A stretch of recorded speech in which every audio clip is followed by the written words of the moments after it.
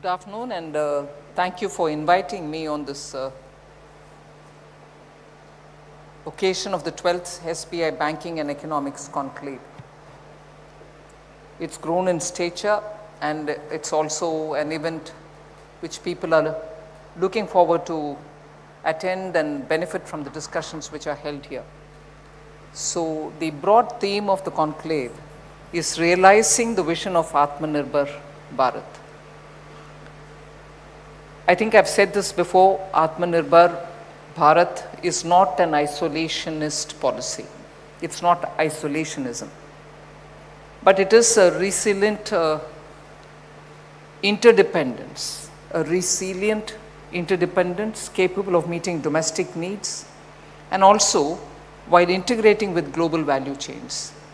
So global value chains, of course, today face a kind of challenge in itself. The value chains, in the sense, are themselves going through a disruptive phase. But where we are talking about resilient interdependence, we are also sure that we keep that integrating with global value chains alive. So it envisions an India that designs, produces, and innovates for itself and for the world. So an economy which will be rooted in self-confidence, powered by enterprise, and also guided by compassion.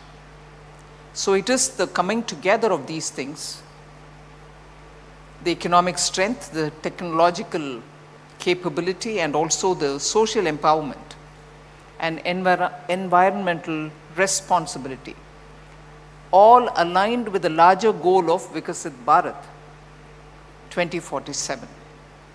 But I see 5 broad dimensions of Atmanirbhar Bharat.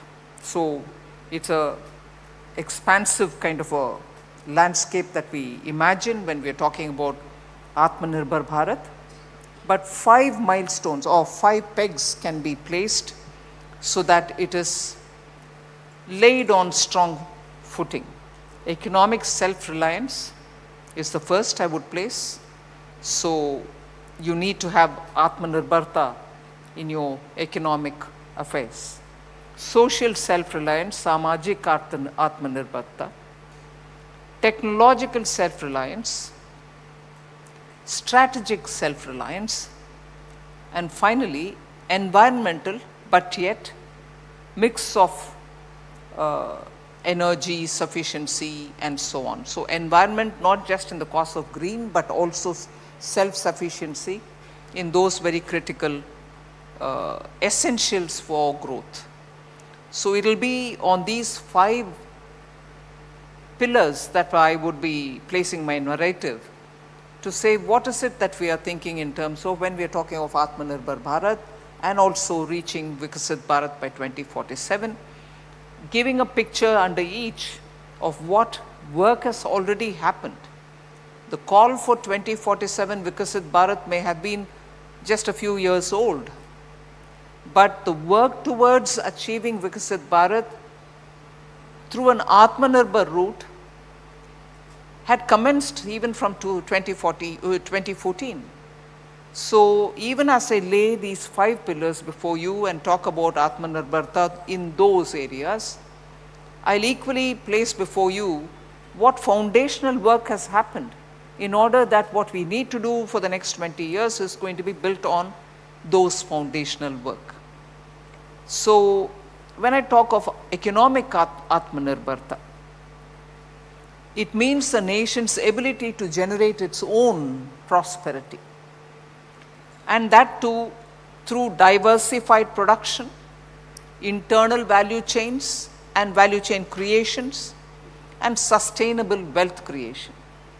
So India is a vast and uniquely diverse nation. There is no single model before us for us to copy or to replicate. And therefore what we are going to do is essentially build on those lived in experiences and also the models which will be adaptable for India's own futuristic growth. So it should be shaped by our own realities.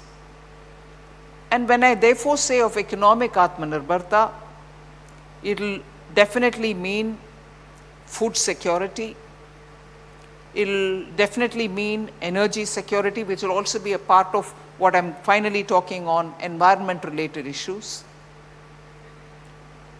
Giving full steam and full energy for MSMEs, because they contribute more than 40% of our economic, let us say the export, also the contribution to GDP through various sectors in which MSMEs are present.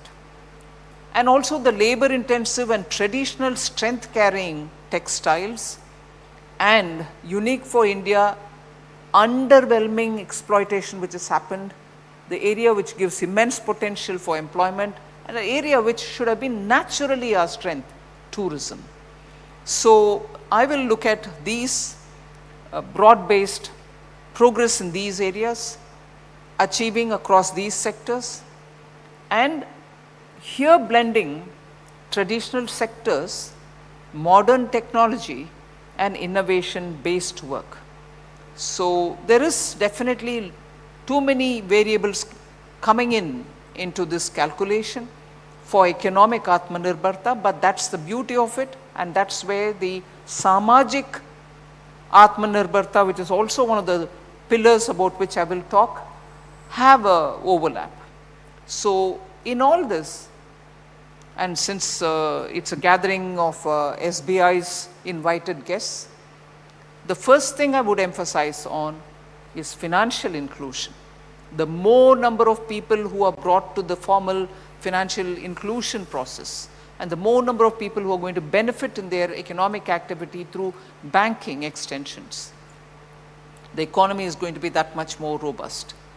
So for that, we need a robust banking and financial ecosystem.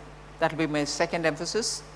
And the third, above all, which exclusively comes to the state government's domain and the central government's domain, is fiscal prudence. So economic Atmanirbharta will be achieved only when we keep all these factors in our mind. So what efforts have gone? Since I started by saying from 2014 itself, there have been a lot of attempts to do the foundational work for the achievement of Viksit Bharat. You might have heard these statistics before, but I am just giving you the nuggets. It tells you where consistency in policy, stability in governance, and pursuing every particular money that is going down to the last post, welfare or infrastructure creating, you are looking at taking the money allocated in the budget to the last point.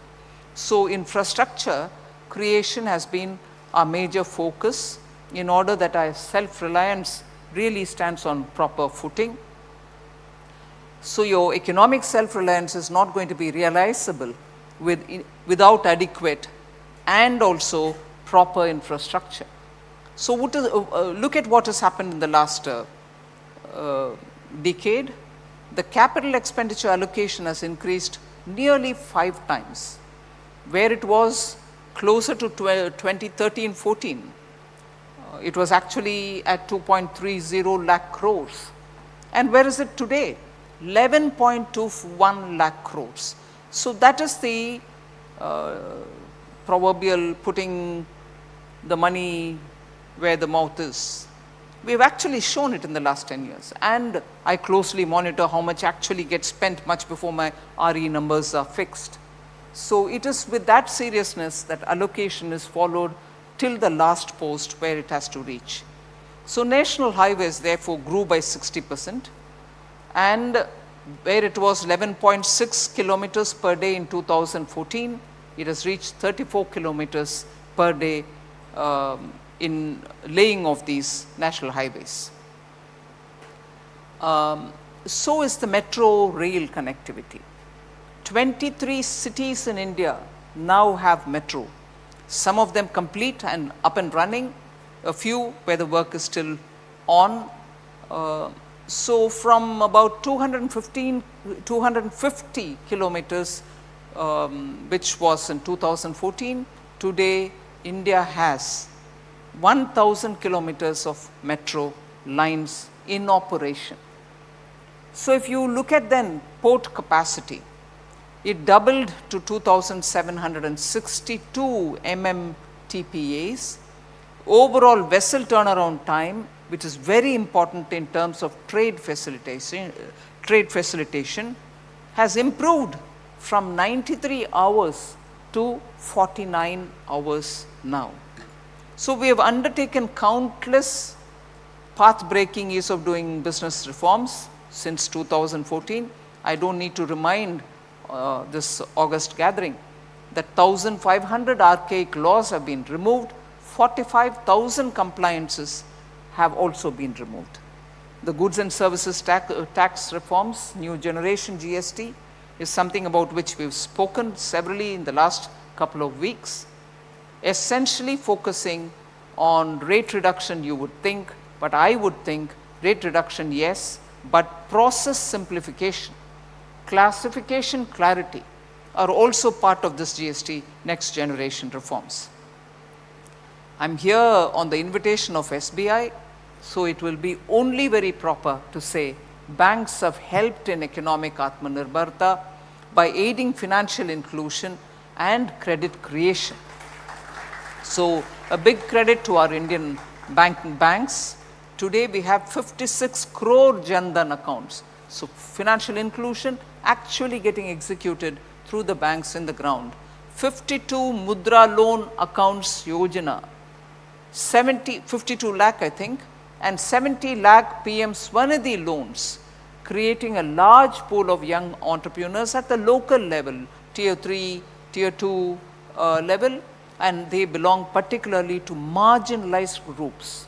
So social inclusion, compassion, making sure that everybody participates are reflected in these sort of numbers that you see. These schemes have actually democratized finance and brought economic independence at the grassroots level. Much is spoken about the PLI scheme. I'll just give one pointer. PLI schemes have witnessed exports surpassing 5.31 lakh crores, which is around 61.76 billion US dollars. Would we have imagined PLI schemes, which were launched sometime in the middle of this tenure, PM Modi's third tenure, in the middle of these 15-12 years, have already yielded positive results, and 12 lakh direct and indirect employment has been generated because of that. So if this much can be said about economic Atmanirbharta, the social Atmanirbharta is the one which I would like to just give you a few pointers to say. That's my second pillar. I said it has to be laid on the foundation of 4 or 5. This is my second. Social self-reliance like Antyodaya actually has empowered people who actually individually on their own couldn't have made any difference in getting some more dignity and security into their life and bringing in opportunity. But we need to change from patronage-based support to irreversible empowerment and independence. I think this line is one fundamental reason why we were able to lift out of multi-dimensional poverty such a large number of people. And that couldn't have been realized without the approach of empower people and not really patronize them. So that has actually brought the difference. I would actually say our goal must be a society and people that stand on their own feet, confident, caring, and united. Self-belief and collective strength must replace dependence and helplessness. So what are our efforts towards achieving social self-reliance? The compare and contrast or understand where the foundational work has already happened. In the last 11 years, PM Prime Minister Modi led NDA government has launched efficiently several welfare schemes, and some of which I would like to not just highlight but also talk about the collateral that it has given. 4 crore people have got PM Awas Yojana, data something which all of you all know about. 15 crore plus people have got tap water connections. 12 crore toilets have been built. 10 crore LPG gas cylinders have been given for those who get the subsidy as well. 81 crore people have got free ration. But if this is one set of data, more important and that which appeals to me a lot is the digital public infrastructure enabled direct benefit transfers. And direct benefit transfers may mean immensely a lot for the person who receives money or the welfare, whatever allowance, directly into his account. It's a brilliant idea for the person because he doesn't lose out on being taken away for middlemen. But as a country, what have we got out of it? A total of 47 lakh crores have been passed on to people through DBT since 2014. Little by little more schemes got added. So till today cumulatively all of them put together 47 lakh crores have been passed on through DBT. And how much have we saved as a country by using DBT method of passing money to the people who need to get it? 4.31 lakh crores have been saved for the government. So using technology to benefit and simultaneously having the financial inclusion program happening, so individual get their bank account verified, KYC tested, and through the Aadhaar platform when you're sending the money, you actually send it fully and without any pilferages to the person who needs to get it. But more importantly, government has also saved the money. After all, that money can again go back through various other ways to the people. So when I said because of these methods, you were able to get many people out of multidimensional poverty. 25 crore is the number of people who have come out of poverty, multidimensional poverty, and that is a very big number, which is normally spoken when you go for your World Bank meet or IMF. Countries do approach you and say, remarkable achievement, how did you do it? And they do talk about it to see if there is anything that they can learn from our experience.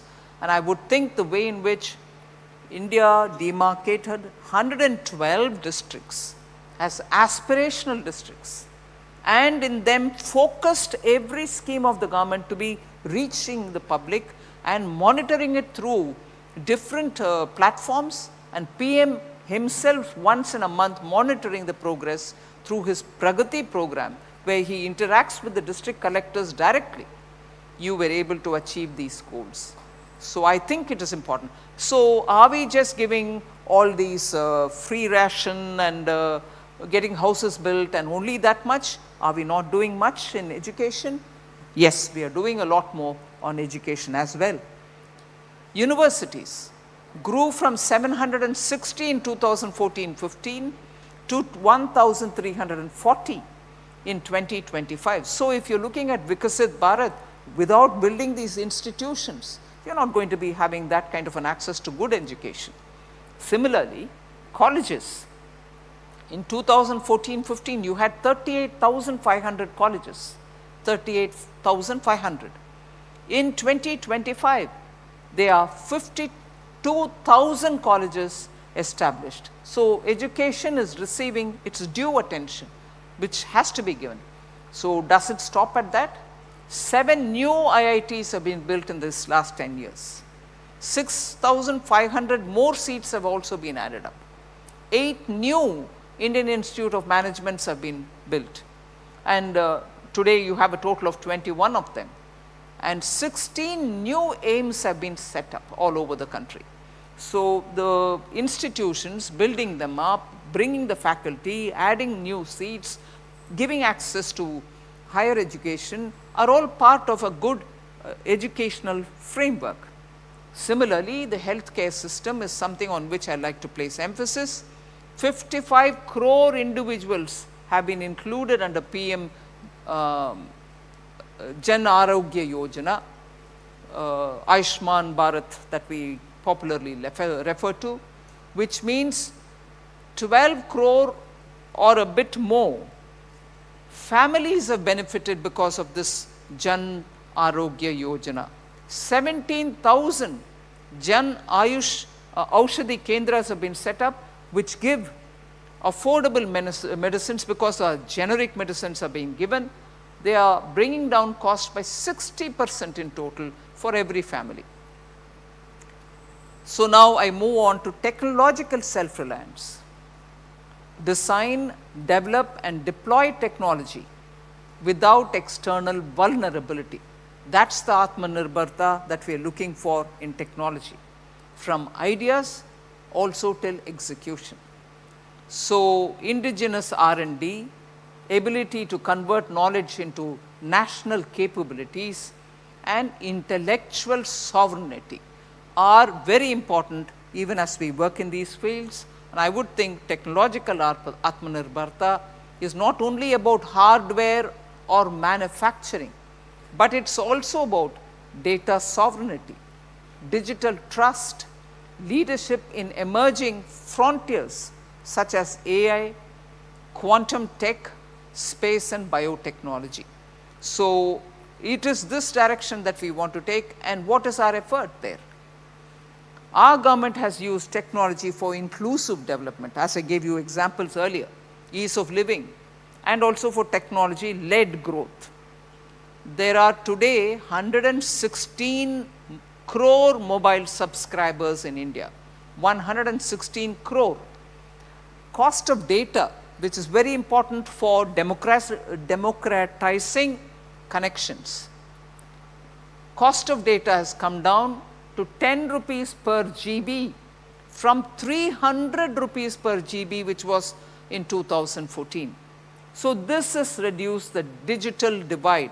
I remember a couple of years ago, everyone, particularly during COVID, we were periodically reminded, and rightly so, saying it's all right, you're providing DD to give you education, or you're sending digital kits.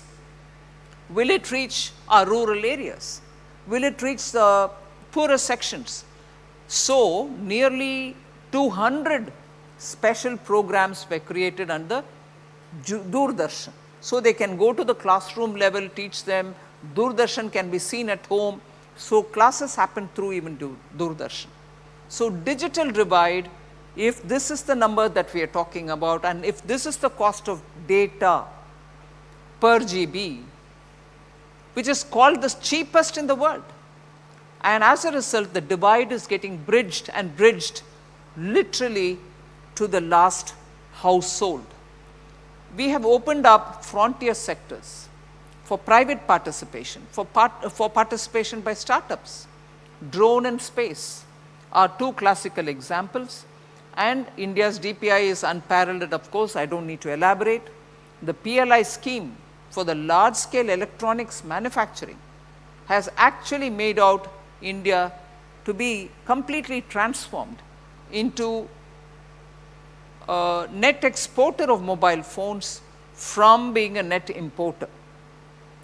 The AI Action Summit, which was held in February 2025, India and France co-chaired the session to promote ethical use of AI, which is equally important. As much as AI's development, equally parallelly we should take care of ethical use of AI and the development of AI systems that are human-centric, safe and trustworthy.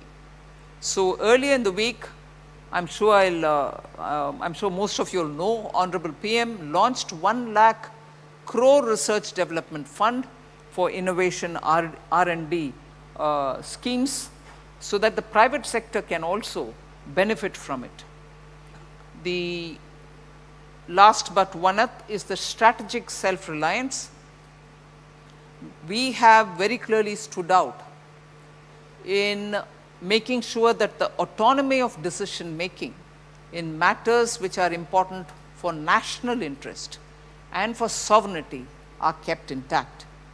I think this will get strengthened more with food security, energy, minerals and defense needs also becoming self-sufficient. So our diplomacy also extends where we can maintain that freedom, and in order that that area works well, I think we have played a very significant role in international affairs. India also is emerging as a Vishwa Mitra that builds bridges with countries. So one area in which I think I notice a big difference is indigenous defense production and exports, which have improved substantially. Defense production is now at 1.51 lakh crores. Defense exports have jumped 34 times since 2014 and now records 23,600 crores in terms of earnings from exports. So there is so much more to speak on the first responder role that India plays, whether in the island nations or in our immediate neighborhood. And the last thing that I would like to emphasize on is the energy security. It's a very important area. We need to have a harmony between growth and nature. Independence from fragile global energy and resource systems is something which any country would want, and India should certainly have it given our growth aspirations. So what have we done on that?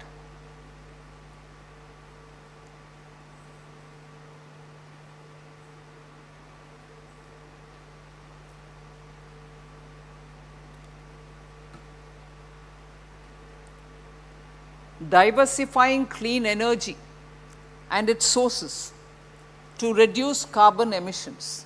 Quite a lot of effort is going on.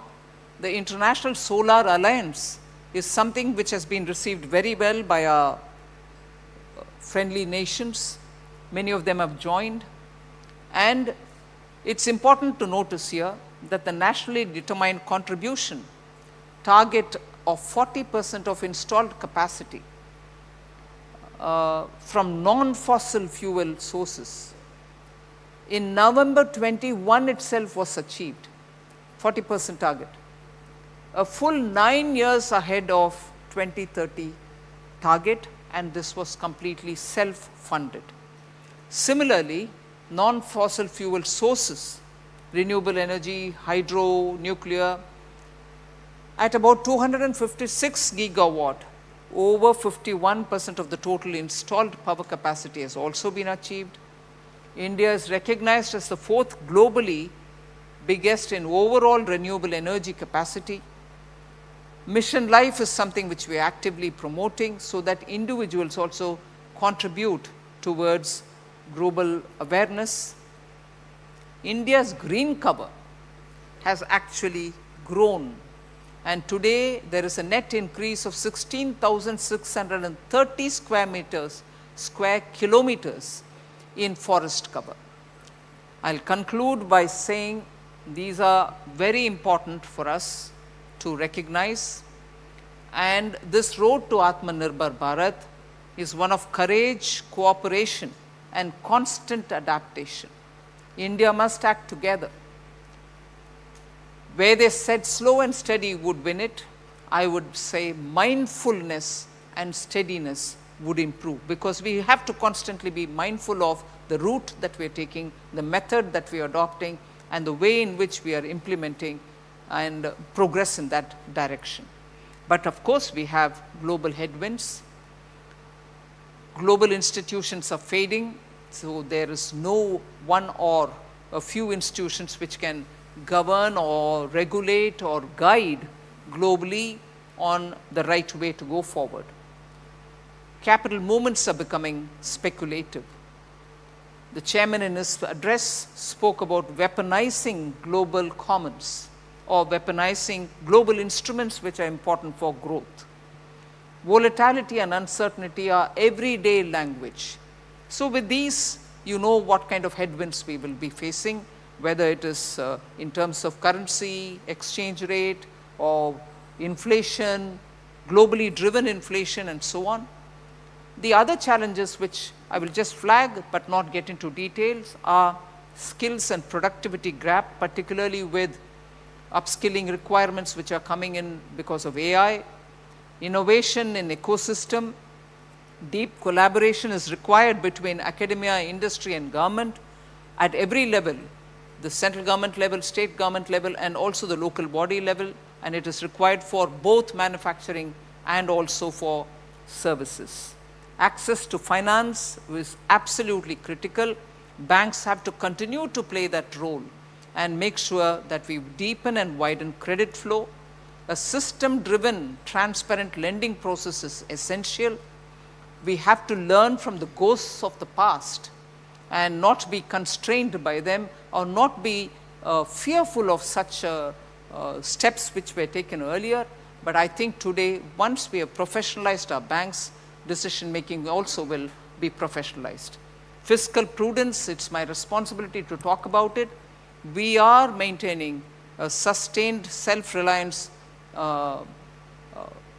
principle in making sure that our fiscal discipline is never threatened. Balancing growth spending with fiscal stability will ensure macroeconomic resilience, keep inflation in check, and also preserve investors' confidence. Leadership and vision is a very important factor. India is the only country which I can see offering a stability even in this kind of a very turmoil-ridden world, and I think that is one of the advantage for India. And finally, mindset to continuously carrying out reforms will be important, whether it pertains to central government reforms, state government reforms, or regulators reforming themselves, or judiciary. So in all these areas, we need to have greater attention given to meet the challenges so that we can, for sure, reach Vikasit Bharat. Thank you.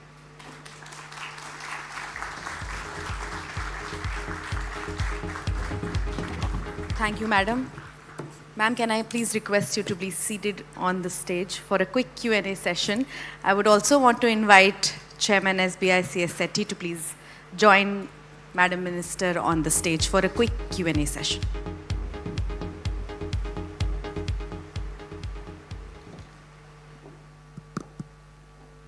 Thank you, ma'am, for very, very comprehensive context setting for this conclave.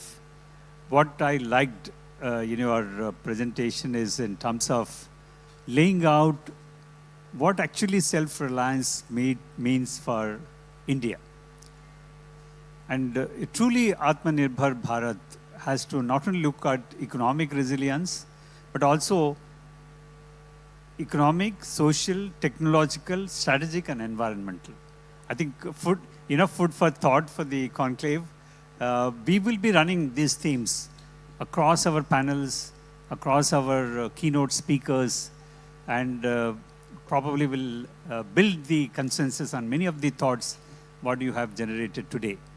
I also liked, ma'am, the courage, cooperation, and constant adaptation. I think these are the critical elements in our journey towards self-reliance. Thank you very much for those ideas what you have given. Ma'am, I have a few questions of my own before we open up to the audience.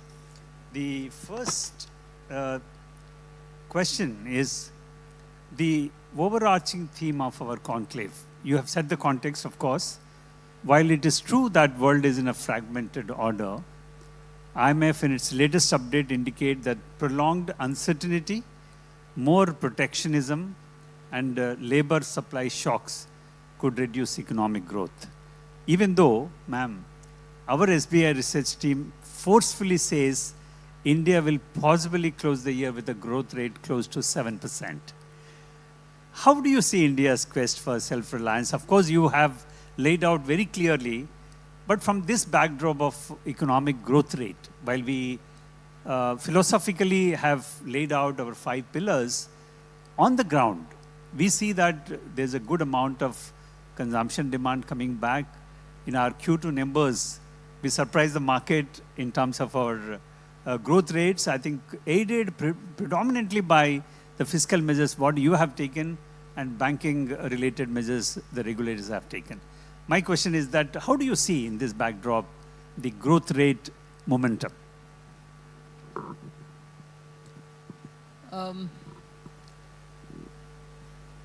I don't want to sound too ambitious or also giving a statement of overconfidence. But I can very clearly see that India has shown its capability, markets, and also the way in which, in spite of the global uncertainties, people of India have responded to a next generation GST reform. Every sector saw it even on the first day, September 22nd. Some saw it even earlier because they opened up earlier. Now, why do I just start my answer or reply to this particular question from the GST point of view? I think GST shows in terms of small, medium, and large purchases, big ticket purchases or small ticket everyday item purchases, the readiness of the people to respond to public policy. Indians have always responded to governments which are responsive. And I must thank the GST Council for having seen this point in unanimously coming out with the next generation reform. And that is showcasing how the economy is bringing out the best in it. If comes earlier, I'll jump one point and come back to talking about this. The argument which majority of the people would put forth in asking a question to me or to anybody in the government would be, all right, you're spending so much in capital expenditure, you're trying to rev up the economy, but is the private sector showing that much of interest in coming in and expanding their capacity, spending, investing, widening their capabilities and so on? The answer used to be, not from me, but from the industry itself used to be, the consumption horizon is still not clear. But from September 22nd, you're seeing the consumption horizon glaring as we watch it, as we observe it. So there is demand there. It was waiting to come out like an arc before you. It has come out. And I'm also seeing good many number of private sector capacity building and also equally credit also going out of banks. So it has actually kickstart the biggest, I would think, virtuous cycle for India. And if virtuous cycle actually speeds up at this pace, growth numbers can be what you want.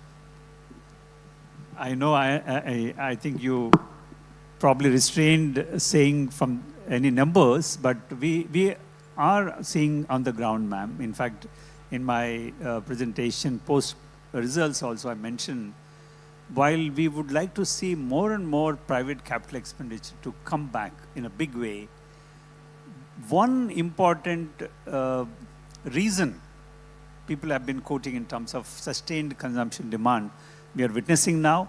Even in the October numbers, we see that good consumption demand and also consumption credit, both in terms of home loans, auto loans. I think it's picking up, and we hope that the private capital expenditure will be sooner, will be taken up. But before I move to my next question, ma'am, I would like to just open up to the audience. A couple of questions we take from the audience, and then we'll come back to my questions.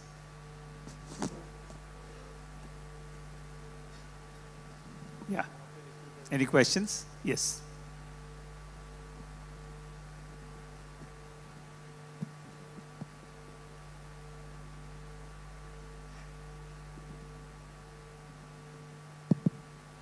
Namaskar, madam. This is Chandrakant Salunke, President SME Chamber of India and Manufacturers and Exporters Association of India. I would like to bring a notice that, particularly firms are registered in two ways. One is an ROC, and in the second is firms are registered in state government. If you look at the 7 crore MSMEs in India, and mostly the partnership firms also there and proprietorship. But because of the registration under the state government law and judiciary, they don't have interest to to give the registration instantly. If we have to look at the competition with China, 180 million enterprises registered there, and we have 29 lakh companies registered on the ROC, and 18 lakhs now running, 10 lakhs are struggling. So I would like to bring, rather I would to suggest you how we had given the recognition to the startups. Can we bring out this register of firms to the ROC where Indian SMEs, Indian enterprises can create more, credibility, particularly to follow the fair business practices, and mostly the banks are facing problem to reach the 1 crore, the customer base for the MSME sector, where, banking also can lend properly for to march towards Viksit Bharat. So I request you humbly take this note and discuss with the state government or bring out that, this register of firms to the ROC. It will be definitely, we will increase the numbers and also will be enhance the manufacturing unit activities in India. Thank you. Would you like to respond, ma'am? Okay. Any other questions? Yeah.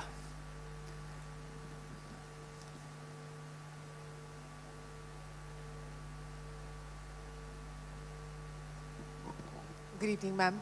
Since we are here at the SBI Banking Conclave, I'll ask my question in the context of banking. I know that you've previously said that India needs not just world-class banks, it also needs world-sized banks. So, ma'am, is the government actively looking at further consolidation in the Indian banking sector? And is the government also actively looking at enhancing the FDI limit as far as public sector banks are concerned to 49%? Thank you very much. No, I repeat that line. India needs a lot of big banks, world-class banks. And for that, of course, we will have to sit and talk with the Reserve Bank and also with the banks themselves to see how they want to take it forward. And also discuss with RBI about how they have an idea of taking or idea of building larger banks. So there's a lot of work to do prior to my saying, yes, I've taken a call or government is looking at this way or that way. And in that, work has already commenced. We are discussing with RBI, we are discussing with banks. It's not by creating from among those which exist today just by amalgamation. That can also be one of the route. But you need an ecosystem and also an environment in which more banks can operate and operate to grow. So that environment is actually well established in India, but I need it to be a bit more dynamic. So some work is happening on it. Thank you, ma'am. So one of the pillars which you mentioned about technological resilience, taking cue from that, my question is, in a recent event, while releasing the report on AI for Viksit Bharat, the opportunity for accelerated economic growth, you have emphasized the need for regulations that foster technology innovation in a responsible manner, particularly in artificial intelligence, rather than stifling it. We would like to hear from you, ma'am, that what type of regulations you are referring, as there are divergent views about the role of AI on growth, innovation, employment. I'm actually discussing a lot on AI and regulation of AI, both with the ministries and with Niti Aayog, just to make sure at a time when AI is opening up opportunities, we don't enter into a terrain with so much of gusto that we regulate it and result in stifling that. At the same time, the risks of AI unethically growing and into areas which can threaten individual, the data, or even some practices which are very easy to be misused by misguided elements. It also has a very big connotation if it is left unregulated, totally I mean. If it is left totally unregulated, the implication on national security, the implication on forces which can bring in illegal activity, whether it is drugs and other things, is very high. So as much as we want for increasing productivity, for efficiency, for scaling up the tools from AI, we should be mindful that it is also highly prone to be misused. We need to have soft touch so that we don't stifle the technology, but equally be nimble to be able to plug all the loopholes which can bring in national risk into the picture. Yeah, without, encouraging the innovation without ignoring the risks associated with this powerful technological tool which is getting developed. Would like to take a few questions from the audience before I move to my next question. Thank you. I just wanted to thank you very much. In fact, just yesterday, you have issued, or MITI has issued the AI guidelines, which are a fantastic framework which balance both the need for innovation and the need for some kind of regulation. And my only comment, and I think Secretary Krishnan even mentioned, that we will not hesitate if there is a need. These are non-binding, but we will not hesitate to make legally binding ones if we need to. I just wanted one comment, is that in the US, to be very frank, I think there's been some capture by the huge corporates. So the idea of leaving it completely unregulated does not make sense. EU may have gone overboard in regulations. We have struck a very good balance. Thank you. Thanks for the feedback, Mr. Vakil. Sir, can I ask? Yes. नमस्ते ma'am, जिस तरह से आज आपने पूरे अपनी speech में consumption की बात की है और फोकस भी रहा है जीएसटी रिफॉर्म्स के जरिए कंजम्पशन को बढ़ावा देना, लेकिन एक मुद्दा, क्योंकि आप ज़मीन से चीज़ों को समझती है लोगों से मिलकर करके, लेकिन जो एक 2 से 3 लाख करोड़ रुपए तक का इकोनॉमी में नुकसान हो रहा है एफएनओ निवेश से जरिए, उसमें कई सारे छोटे निवेशक भी अपना पैसा गंवा रहे हैं, कई सारे ऐसे मामले आए जिसमें घर के घर बर्बाद हो गए हैं। तो क्या ये चीज़ आपके संज्ञान में है, क्योंकि ये पैसा कंजम्पशन में आ सकता है, इकोनॉमी को बूस्ट दे सकता है, और सेबी की रिपोर्ट भी बता रही है कि 93% लोग हैं अपना पैसा गंवा रहे हैं। सेबी ने एक मामले में जांच भी करी कि एक विदेशी फर्म जो है वो हजारों करोड़ रुपए का मैनिपुलेशन के जरिए कमाई कर गई। तो क्या आपके संज्ञान में ये सब कुछ है, और ये बड़ा पैसा कंजम्पशन में आके जो सरकार का मकसद है, जो आपका मकसद है, उसको और आगे बढ़ाया जा सकता है? संज्ञान में है, मगर उस पैसा को कुछ और रास्ता में लेके जाना मेरा इरादा नहीं है। जिस रास्ता में वो जाना चाहते हैं वो उनका मर्जी। सरकार रास्ता बदलने के लिए नहीं, मगर उस रास्ते में जिस तरह के नुकसान हो सकता है, जो आप विस्तार से बात कर रहे हैं उसके ऊपर, उसको अवेयरनेस के द्वारा बातें करेंगे या प्रोग्राम करेंगे, गांव-गांव तक जाकर बोलेंगे भैया संभालो, आपको इतना नुकसान होगा, वो सब कर सकते हैं। मगर वो रास्ता किस रूट में जाना है वो बोलने का मेरा अधिकार नहीं बनता, ऐसे मैं समझती हूँ, क्योंकि पैसा उनका है, संभालना भी उनका ही होता है।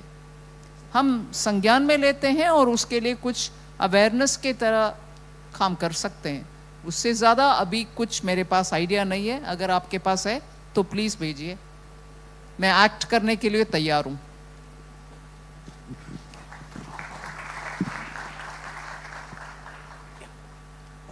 Good afternoon, ma'am. Very nice to hear the kind of words you have said about self-independence and Atmanirbhar Bharat.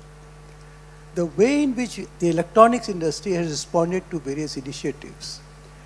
Well, why don't you feel that the times to come, the artificial intelligence, but more importantly, biotechnology, biomedical and bioengineering are going to be the future frontiers of the industry? Can we not work out something for these sectors also in a very focused, designated, in an objective manner, so that industry gets encouraged and gets active in these areas? Let me assure you, they are not ignored. They are not bypassed. This 1 lakh crore which Honorable Prime Minister announced includes those areas. And also, it is not confined only to the government related R&D. Private sector is also welcome to participate and benefit from that fund. So we are aware of the potential that lies there and we want to support them.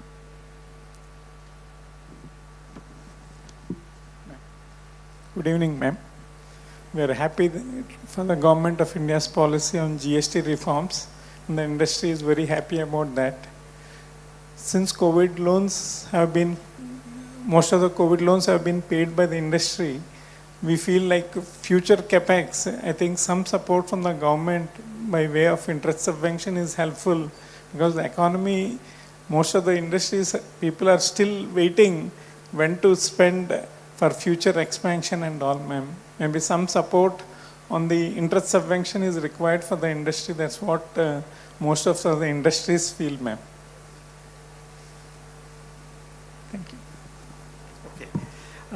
Ma'am, for the question from me, I think you did mention in your speech that the institutional framework and the rules-based approach is breaking down.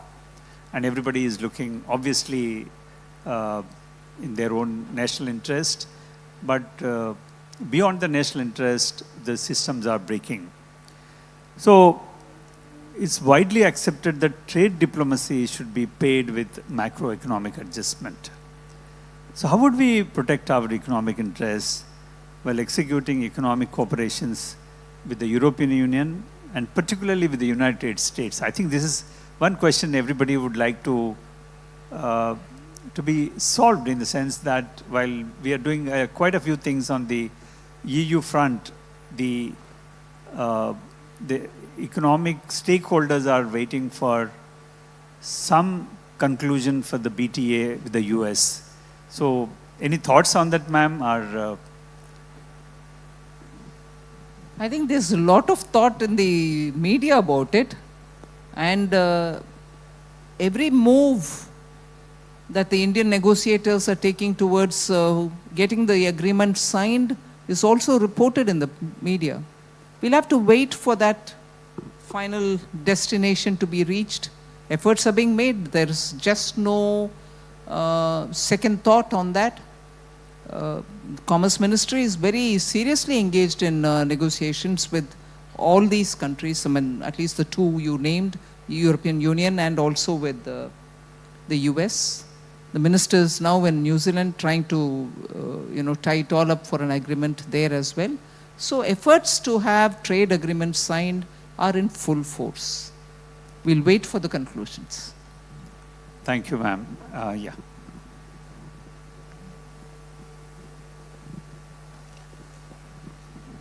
Very nice evening to ma'am and all the dignitaries.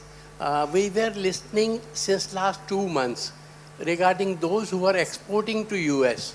Some relief on tariff and rate of interest are still we are waiting. Is there any program? Well, if there is one, they'll announce. I'm sorry if I have to. So from the reforms, what we have been speaking about, self-reliance, of course, Shirin also had front-loaded one of the questions. While there have been a lot of performance improvement in the banking sector. And as you mentioned, ma'am, every time the government, responsive government, asks every stakeholder to respond, I think the response has been phenomenal. So is the case with banking system. When reforms in banking sector in terms of the recapitalization, recognition, and reforms have been undertaken, and professionalization of the public sector banks has happened, is there any something what you are looking, because the context is banking and economics conclave, so what is that you are expecting from the banks to further? You did mention in your speech that banking and financial services play an important role in the self-reliance, and particularly from a point of view of financial inclusion. I think we have reasonably done on that front. Is there any ask from the banking system and the broader financial ecosystem from you?